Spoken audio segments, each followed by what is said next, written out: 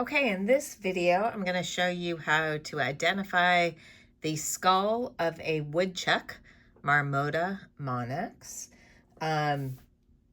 The woodchuck, in a lot of ways, resembles a beaver.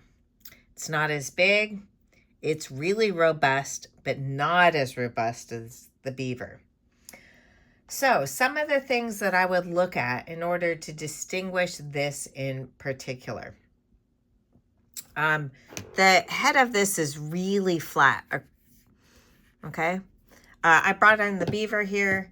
The beaver, it's not quite as flat as it is in the woodchuck. You can see that has a bit of a curvature to it, and the woodchuck is quite flat.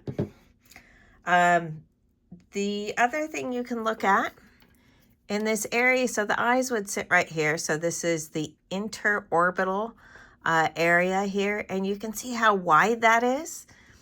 It tends to be smaller in a lot of other species. That is not quite as wide relative to its size in the beaver, but it's quite wide in the woodchuck.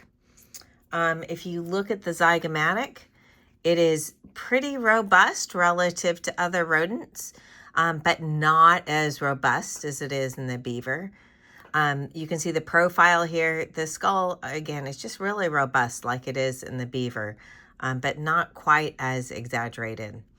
You, again, have those really large teeth. I'm missing a mandible here. The mandible characteristics look small, like a small beaver. You have that large angular process, just like the beaver does. So that's quite similar, just smaller. You can follow these temporal ridges here. They form a V or a U-shaped structure. They're quite prominent. This is something that occurs in the beaver, but it's just much more pronounced. Stands up more in the woodchuck than it does in the beaver. This can be more U-shaped. It is quite a V here, and it's a bit of a U in the beaver, but I wouldn't use those as diagnostic.